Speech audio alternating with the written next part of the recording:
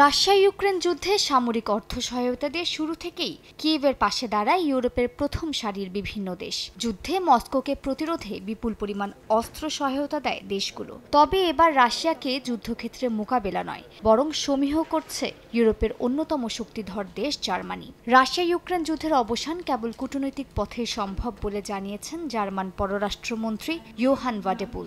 এক সাক্ষাৎকারে তিনি বলেন, যুদ্ধ শুরুর প্রথম থেকে স্পষ্ট ছিল পারমাণবিক শক্তিধর রাশিয়াকে পরাজিত করা অসম্ভব।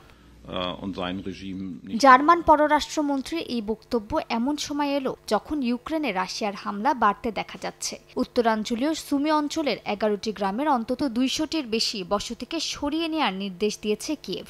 শনিবার রুশ বাহিনী অঞ্চলটির আরও 2টি গ্রাম দখলে নেয়। ইউক্রেনের প্রেসিডেন্ট ভলোদিমির জেলেনস্কি জানিয়েছেন, সীমান্তে 50,000-এর বেশি রুশ সেনা মোতায়েন রয়েছে, যা বড় ধরনের স্থল অভিযান শুরুর আভাস দিচ্ছে। চলমান পরিস্থিতির মধ্যে রাশিয়া দোনেৎস্কের নভোপিল ও সুমির ভদলাহি গ্রাম দখলে নিয়েছে বলে দাবি করেছে রুশ প্রতিরক্ষা মন্ত্রণালয়।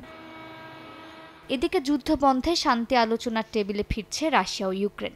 ইস্তাম্বুলে বসতে যাচ্ছে নতুন দফার আলোচনা। রুশ মুখপাত্র দিমিত্রি পেসকভ জানান, আলোচনায় সাময়িক যুদ্ধবিরতির শর্ত এবং কৃষ্ণ সাগরে নিরাপদ নৌ চলাচলের বিষয়টি গুরুত্ব পাবে। তুরস্কের পররাষ্ট্রমন্ত্রী জানিয়েছেন, এই বৈঠকে মার্কিন প্রেসিডেন্ট ডোনাল্ড ট্রাম্প এবং তুরস্কের প্রেসিডেন্ট এরদোয়ানও অংশ নিতে পারেন। এই আলোচনার ঠিক আগ মুহূর্তে সাংবাদিকদের প্রশ্নের মুখে পড়েন ট্রাম্প। মার্কিন সিনেটর লিন্ডসে গ্রাহাম ও ব্লুমেনথালের নেতৃত্বে রাশিয়ার বিরুদ্ধে কঠোর নিষেধাজ্ঞার প্রস্তাবটি সমর্থন করেন কিনা এমন প্রশ্নে ট্রাম্প জানান, তিনি এখনও এই বিষয়ে অবগত নন। প্রস্তাব পাশ হলে রুশ জ্বালানি পণ্য আমদানিকারক দেশগুলোর উপর 500% হারে শুল্ক আরোপ হবে। মালিহা সুহরাওয়ার্দী, সময় সংবাদ।